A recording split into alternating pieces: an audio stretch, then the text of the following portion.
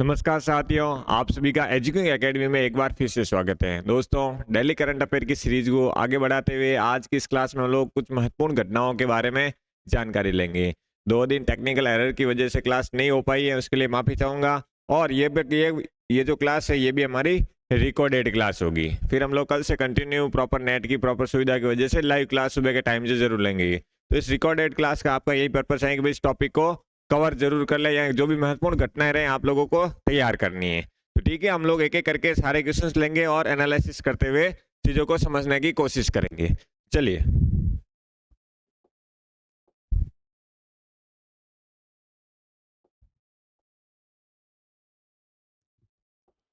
आज का जो हमारा पहला क्वेश्चन है, भारत ने चाबहार बंदरगाह किस देश में विकसित किया है, ये आपको बताना है। ऑप्शन है आपके सामने, ईरान, इराक, सऊदी अरब या अफगानिस्तान। तो साथ साथ आप लोग नोट कर सकते हैं, जो भी एडिशनल इन्फॉर्मेशन बताई जाती है वो अपडेट कर ले अपने साथ साथ। तो आपको ये बताना है जो चाबहार बंदरगाह है जो किस देश में बनाया जा रहा है, ये आपको बताना है। तो ऑप्शंस आपके सामने आ चुके हैं। इसका जो फाइनल आंसर है वो है ईरान। ईरान में है जो चाबहार बंदरगाह विकसित किया गया। किसके द्वारा किया गया? भारत के द्वारा। तो यहाँ पर पहला पॉइंट क्लियर हो जाएगा भाई, आपको अगर पूछ लिया जाए चाबहार बंदरगाह है कहाँ, तो वो ईरान। और किसके द्वारा बनाया गया ये आपको ध्यान रखना है। तो भारत ने जो ईरान में कनेक्टिविटी, व्यापारिक सुविधाओं को इजी बनाने के पर्पज से इसको बनाया गया है। आप लोग देखेंगे व्यापारिक उद्देश्य के हिसाब से कि भाई ईरान की स्थिति आप लोग जनरली, अगर आप लोगों को मैं एक मैप के माध्यम से बताने की कोशिश करूं, तो ये हमारा भारत है। यहाँ पर आप लोगों को दोस्तों ईरान देखने को मिलेगा। और ईरान में मतलब जो ईरान में है जो क्या बंदरगाह, कौन सा बंदरगाह? हमारे चाबहार नाम से जो बंदरगाह है। तो भारत और ईरान की कनेक्टिविटी को बढ़ाने के लिए, व्यापार के उद्देश्य को कंप्लीट करने के लिए, ताकि बीच में है जो ये रास्ता आता है, आपको पता है कि पाकिस्तान वाला, जिसके साथ सीमाओं से संबंधित बात करें या मतलब अच्छे रिश्ते नहीं है, जिसकी वजह से समुद्री रास्ते से है जो इस रास्ते का निर्माण किया गया, इस बंदरगाह का ईरान से डायरेक्ट कनेक्ट करेगा ये, जिससे व्यापार में और एक दूसरे के देश के जो भी बिजनेस के बेस पर कोई भी काम किया जाएगा तो इस रास्ते से डायरेक्ट है जो ईरान से कनेक्टिविटी को बढ़ावा देगा। क्लियर है? चलिए, ये बात आराम से आपको समझ में आ गई होगी। अब आपके बाद इसके अलावा भी पता होना चाहिए, जो अगर आपको पूछ ले ग्वादर बंदरगाह,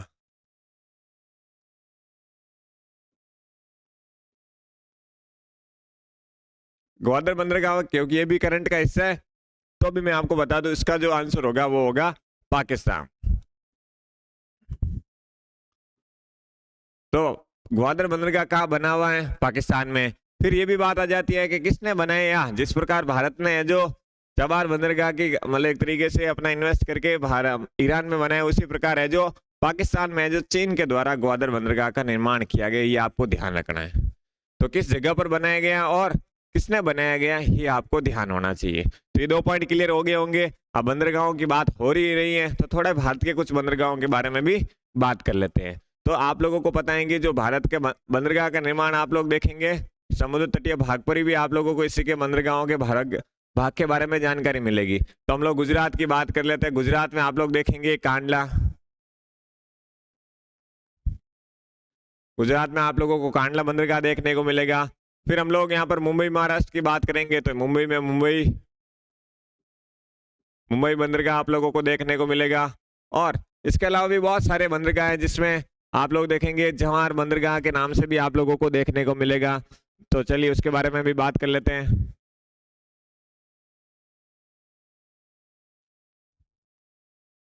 जवाहर पोर्ट हो गया जो कि आप लोगों को महाराष्ट्र में देखने को मिलेगा। उसी प्रकार गोवा में जब आगे बढ़ते हैं तो आप लोगों को यहाँ पर मुर्मुगांव,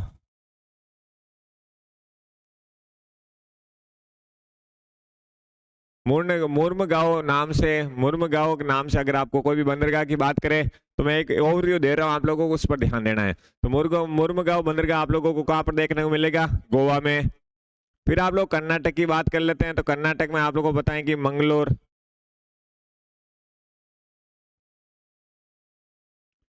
बंदरगाह आप लोगों को कर्नाटक में मिलेगा। फिर आप जब आगे बढ़ते हैं तो आगे आपको कोची,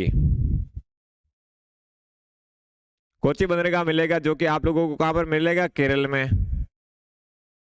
उसी प्रकार जब हम लोग आगे बढ़ते हैं तो यहाँ पर 2 बंदरगाह मिलते हैं। एक तो अपने तुतिकोरिन, तूतीकोरिन बंदरगाह, और तमिलनाडु में दूसरा मिलेगा आपको चेन्नई, चेन्नई बंदरगाह। इसके अलावा आप लोगों को यहाँ पर एक एनोर नाम से भी मिलेगा। तो देखिए मैं बेसिक भी कोशिश कर रहा हूँ आपको साथ साथ बताने की। तो एनोर हो गया, तूतीकोरिन हो गया और चेन्नई बंदरगाह, ये सारे आप लोगों को तमिलनाडु को मिलेगा। साथ ही साथ आप लोगों को जब आगे आंध्र प्रदेश में बढ़ेंगे तो यहाँ पर विशाखापट्टनम,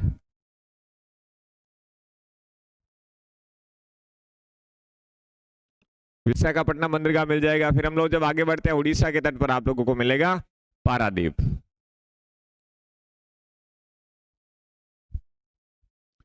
पारादीप या पारादीप नाम से जो बंदरगाह मिलेंगे, ये भारत का जो हम लोग बेसिक में मुख्य रूप से ये पता होना चाहिए। वैसे छोटे छोटे और बंदरगाह है जिसको हम लोग बेसिक में कवर करेंगे, लेकिन मोस्टली आपको इन सब चीजों के बारे में पता होना चाहिए। कौन सा बंदरगाह कहाँ पर है और किस राज्य में है, इनकी डिटेल वे में एनालिसिस हम लोग जो बेसिक पढ़ेंगे उसमें अच्छे से कवर कर लेंगे। तो ये पॉइंट्स आपको इसके बारे में कम से कम पता होना चाहिए। क्लियर है? चलिए आगे बढ़ते हैं। अगला क्वेश्चन, हाल ही में किस राज्य में गृह ज्योति योजना की शुरुआत की गई, आपको बताना। ऑप्शंस हैं तेलंगाना, आंध्र प्रदेश, मध्य प्रदेश या उड़ीसा।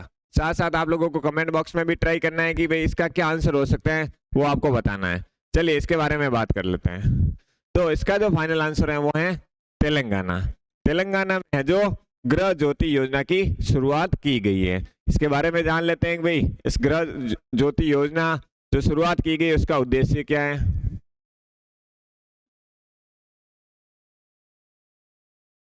तो गृह ज्योति योजना के उद्देश्य की बात करें तो आपको सबको पता होना चाहिए इस योजना का उद्देश्य है कि जो बीपीएल, बिलो पॉवर्टी लाइन, जो गरीबी रेखा से नीचे वाले लोग हैं जो कि बीपीएल कैटेगरी में आते हैं, उनके लिए है जो इस योजना के तहत 200 यूनिट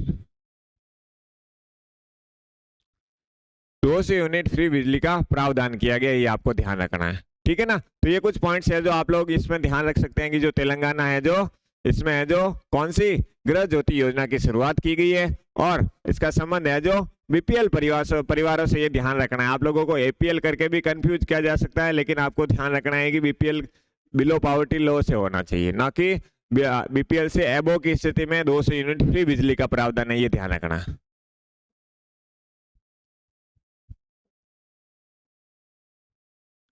क्लियर है? इसके अलावा तेलंगाना में कुछ और बात कर लेते हैं कि भाई वर्तमान सीएम कौन है। मुख्यमंत्री है जो रेवंत रेड्डी है। वर्तमान मुख्यमंत्री कौन है? रेवंत रेड्डी है। इसके अलावा आपको ये भी जानकारी होनी चाहिए इसकी जो स्थापना हुई है, मतलब एज ए राज्य की बात करेंगे तो इसकी स्थापना हुई अपने 2 जनवरी 2014 को है जो ये आंध्र प्रदेश से अलग होकर एक नया जिला, नया राज्य बना। ये आपको ध्यान रखना है। तो ये पॉइंट हो सकते हैं। साथ ही साथ आप लोग इसके कैपिटल के बारे में बात करें, राजधानी क्या है, तो वो भी आपको पता होनी चाहिए, हैदराबाद। क्लियर है? तो ये 2 पॉइंट क्लियर हो गए होंगे। साथ ही साथ आप लोग यहाँ कुछ महत्वपूर्ण त्योहारों के बारे में बात करेंगे।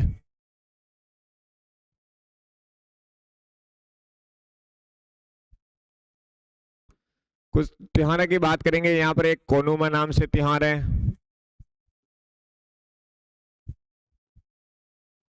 इसके अलावा आप लोगों को यहाँ पर बोथुकंपा नाम से भी मिलेगा त्योहार का नाम।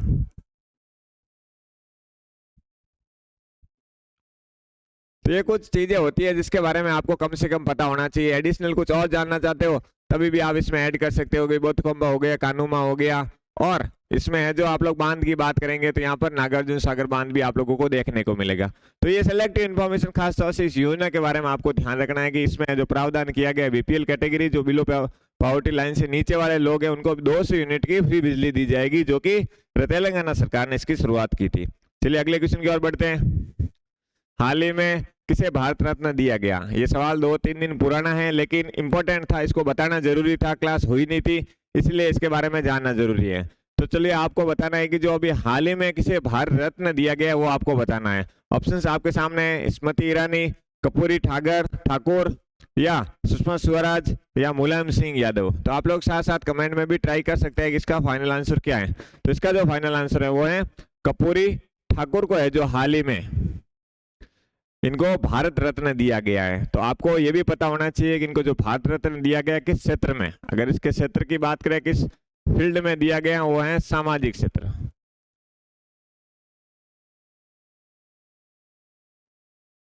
सामाजिक क्षेत्र में जो इनको भारत रत्न दिया गया ये आपको ध्यान रखना है। इसके अलावा अगर इनकी बात करें कि भाई इनका जन्म कहाँ हुआ है, मैं अभी कर्पूरी ठाकुर के बारे में बात कर रहा हूँ, इनके जन्म के बारे में पूछ ले तो आपको पता होना चाहिए इनका जन्म है जो बिहार में हुआ है।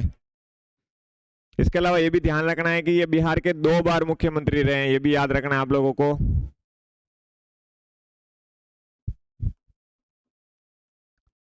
2 बार ये बिहार के मुख्यमंत्री भी रहे हैं। तो ये कुछ पॉइंट्स है इसके बारे में आपको पता होना चाहिए। इसके अलावा भी बात करें कि भी भारत रत्न के बारे में थोड़ा जान लेते हैं।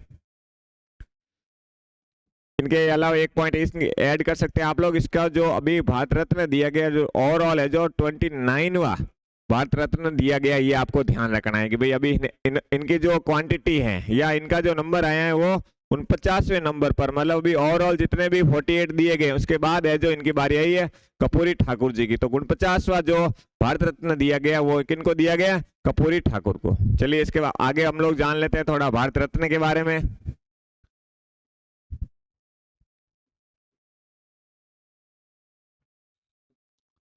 तो भारत रत्न की जो शुरुआत देने की जो शुरुआत हुई अपने हुई थी 1954 में, ये ध्यान रखना है। और ये किसे दिया जाएगा, ये है जो भारत का सर्वोच्च नागरिक सम्मान पुरस्कार, ये ध्यान रखना है।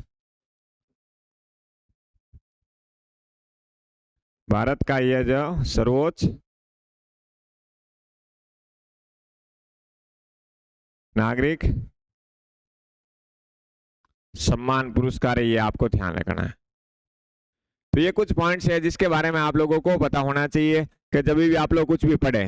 चलिए हम लोग इसके बारे में और जानना है कि भाई बिहार की, हम लोग अगर बात बिहार की कर ही ली है तो भाई इसका संबंध है जो बिहार से है, तो बिहार के बारे में भी थोड़ी बात कर लेते हैं। भाई वर्तमान सीएम कौन है, इनकी स्थापना की बात करेंगे। तो वर्तमान सीएम की बात करेंगे तो आप सभी को पता है कि उनका नाम है श्री नीतीश कुमार या नीतीश कुमार।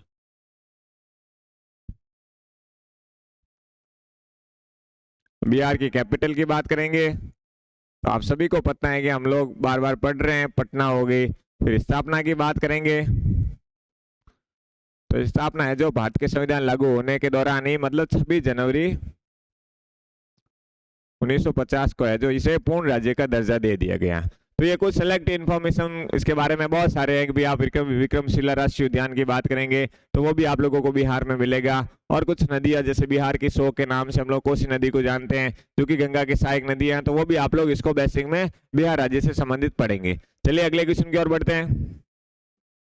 अगला क्वेश्चन है 2023 का अंतरराष्ट्रीय T20 men's player of the year का अवार्ड किसे दिया गया हाल ही में, ये आपको बताना है। ऑप्शन है सूर्य कुमार यादव, एबी डिविलियर्स, विराट कोहली या रोहित शर्मा। चलिए आप साथ साथ प्रयास कर सकते हैं कि आप लोग इसका आंसर क्या हो सकता है। ऑप्शंस आपके सामने आ चुके हैं, तो इसका फाइनल आंसर है वो है सूर्य कुमार यादव। सूर्य कुमार यादव को है जो अंतरराष्ट्रीय T20 player of the year का अवार्ड मिला है। तो ये पॉइंट क्लियर होना चाहिए। इनको है जो लगातार दूसरी बार, ये भी ध्यान रखना है, 2022 का भी इन्हें मिला था, 2023 का भी इन्हें मिला था, लगातार दूसरी बार ये अवार्ड मिला है। अगर आप लोगों को फीमेल का पूछ लें तो ये भी ध्यान रखना है कि जो अंतरराष्ट्रीय मेंस है, अंतरराष्ट्रीय T20 वुमेन्स की बात करें तो ये भी ध्यान रखना है,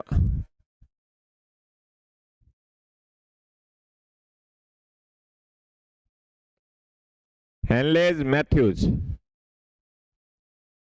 हेनलेज मैथ्यूज को है तो जो कि वेस्ट इंडीज से संबंधित है, ये ध्यान रखना।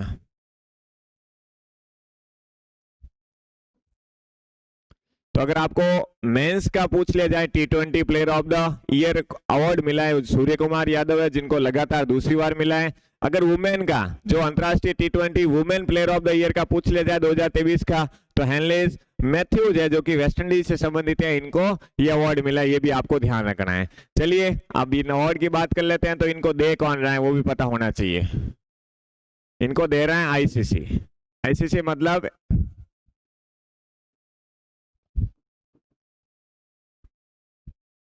इंटरनेशनल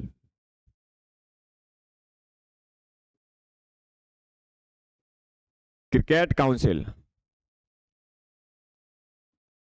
इंटरनल आईसीसी के द्वारा ये अवार्ड दिया जा रहा है, ये आपको पता होना चाहिए क्लियर कट के। इसके अलावा है जो इसका जो बेस क्या होता है कि भाई आपने जैसे अभी 2024 स्टार्ट हो गया है, तो आपने 2023 में क्रिकेट के क्षेत्र में ये बात कर रहे हैं, अगर आप लोग अभी इसकी बात कर रहे हैं तो क्रिकेट की बात करें हम लोग, क्रिकेट के क्षेत्र में है जो इनको कौन सा अवार्ड दिया गया है, वो है जो अंतरराष्ट्रीय T20 player of the ICC के द्वारा ये अवार्ड दिया जाता है, ये आपको पता होना चाहिए। इसके अलावा भी आपको एक पॉइंट और ध्यान रख सकते हैं इसमें,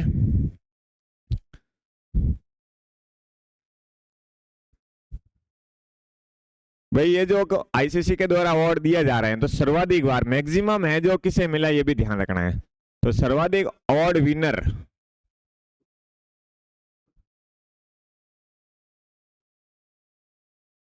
अवार्ड किसे दिए गए ये आपको बताना है। तो सर्वाधिक अवार्ड है जो वो दिए गए विराट कोहली,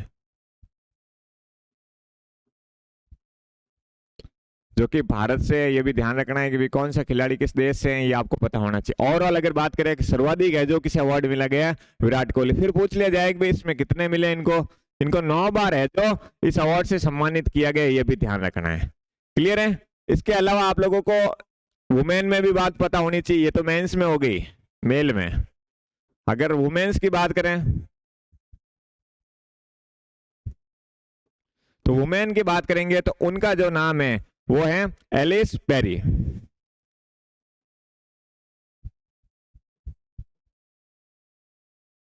जो कि कहां की है, ऑस्ट्रेलिया की, ये आपको ध्यान रखना है।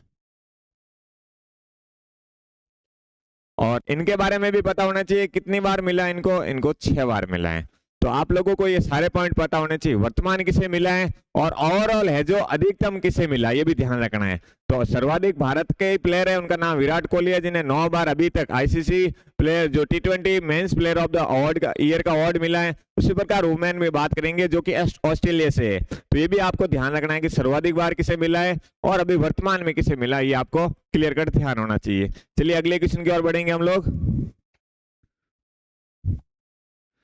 अगला क्वेश्चन है, भारत फ्रांस यूएई का संयुक्त रूप से अभ्यास किया गया, ये आपको बताना है। उस अभ्यास का नाम क्या है, सूर्य किरण, डेजर्ट नाइट, खंजर या मित्र शक्ति। आप लोगों को साथ साथ प्रयास करना है कि इसका आंसर देने की कोशिश करनी है।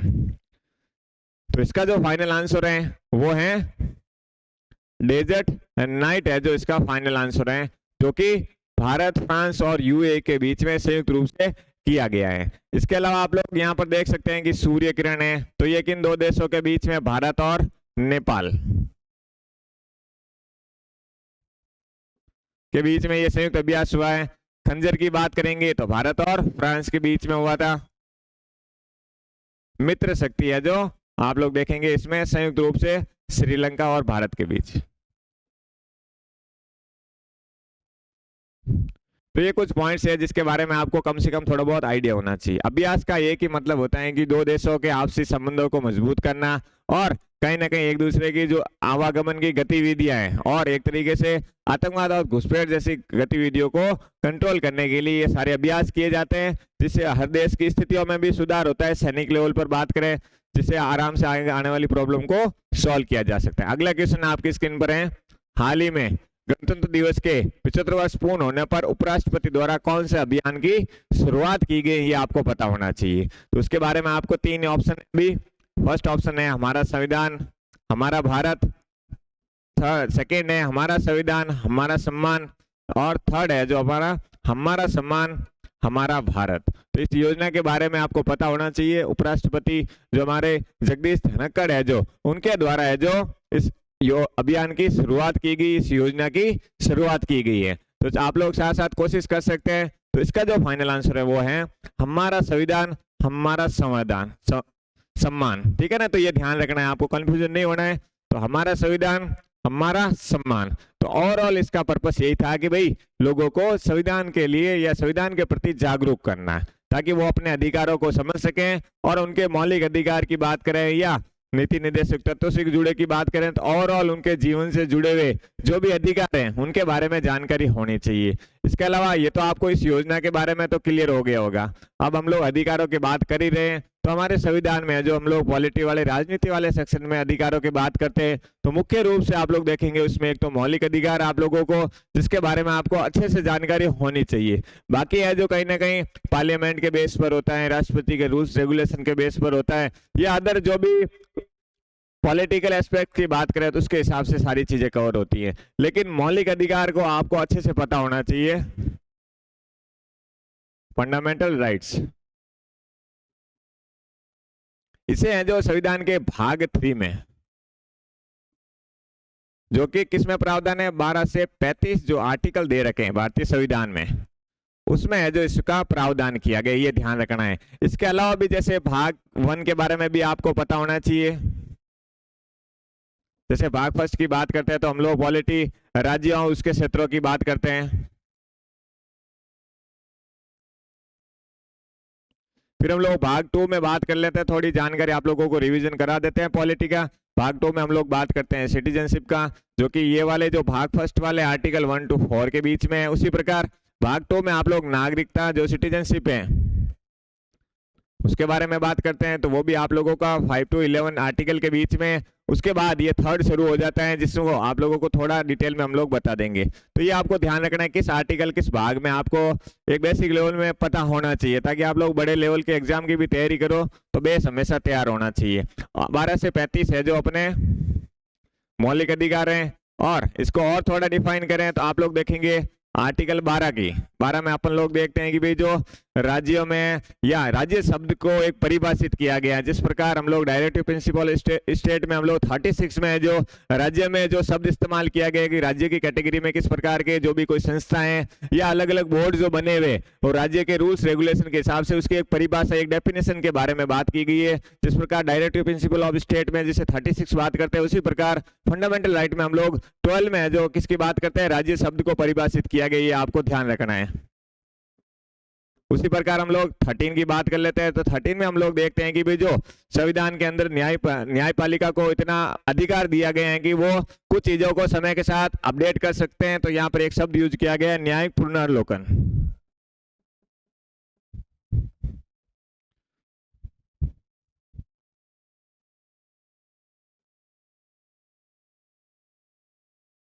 न्यायिक पुनर्लोकन की जो शक्ति है वो है जो न्यायालय को आर्टिकल 13 देता है। उसके बाद हम लोग डायरेक्ट की अगर मैं थोड़ा आपको शॉर्ट में बता दूं जल्दी जल्दी, तो उसके हिसाब से बाकी हम लोग बेसिक में पढ़ेंगे। जैसे हम लोग 14 to 18 चलते हैं तो इसमें हम लोग पढ़ते हैं कि भाई समानता का अधिकार, जिसमें हम लोग आर्टिकल 15 में बात करते हैं धर्म वंश मूल जाति, और फिर हम लोग आर्टिकल 15 में बात करते हैं 14 में आप लोग बात करेंगे विधि के समक्ष समानता के बारे में, विधियों के संरक्षण के बारे में। 15 में हम लोग धर्म मूल वंश जाति के बारे में बात करते हैं। 16 में हम लोग बात कर रहे हैं धर्म मूल जाति और निवास स्थान। इसके अलावा हम लोग 17 की बात करते हैं तो अस्पृश्यता का उन्मूलन, और 18 में उपाधियों का अंत होता है जो हम लोग समानता के अधिकार में। उसी प्रकार हम लोग 19 to 22 चलते हैं तो इसमें हम लोग स्वतंत्रता का अधिकार पढ़ते हैं,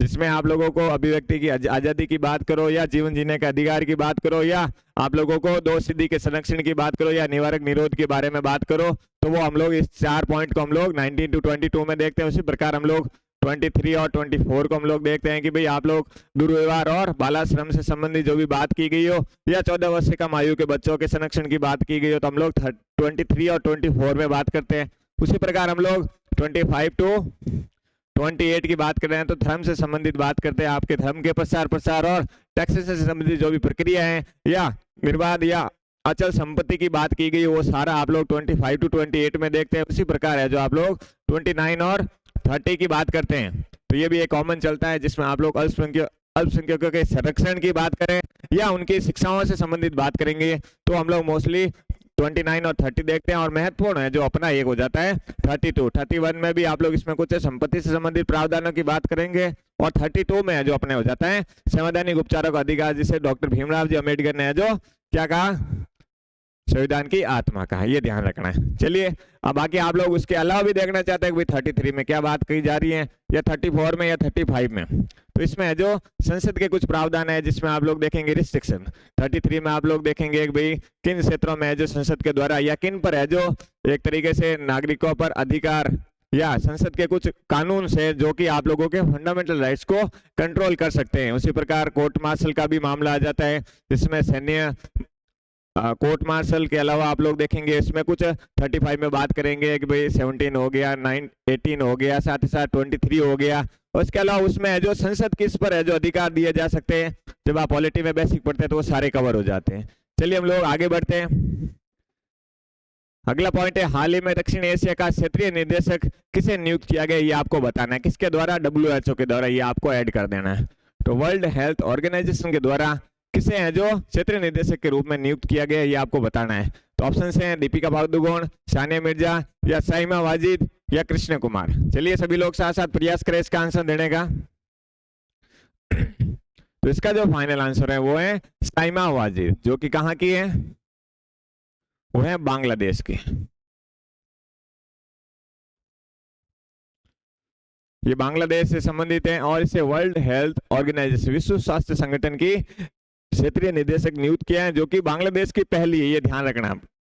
बांग्लादेश की पहली है और ओवरऑल है जो WHO ने दूसरी बार है जो इसे नियुक्त किया गया ओवरऑल निदेशक के रूप में। इसके अलावा आपको थोड़ा WHO के बारे में पता होना चाहिए। तो विश्व स्वास्थ्य संगठन की स्थापना 7 अप्रैल 1948 में हुई है। इसके अलावा आपको WHO के बारे में, इसका मुख्यालय कहां पर है? Geneva, Switzerland.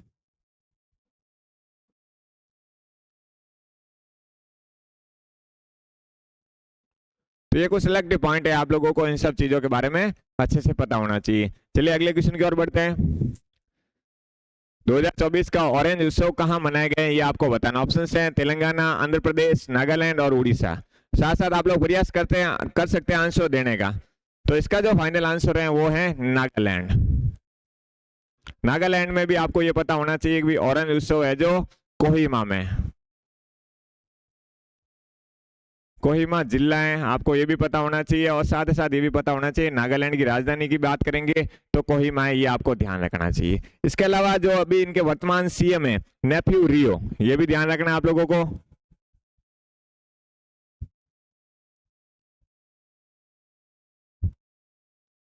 नेफ्यू रियो है। फिर स्थापना की बात कर लेते हैं आप लोग। स्थापना अपने 1963 में है, ये भी आप लोगों को पता होना चाहिए। इसके अलावा आपको ये भी पता होना चाहिए कि जो कैपिटल मैंने आपको पहले ही बता दी है वो है कोहिमा जिला है, वही है जो इनकी नागालैंड की कैपिटल है। और यहाँ पर अभी एक महत्वपूर्ण त्योहार मनाया गया जिनका नाम है हॉर्नबिल। इसके बारे में हम लोगों ने बात की विस्तार से। तो ये कुछ चीजें है इसके बारे में पता होना चाहिए। इसके अलावा आप लोगों को यह एक महत्वपूर्ण बांध है पूरे नागालैंड में बना हुआ, मतलब एक तरीके से उनका नाम है दोयांग बांध।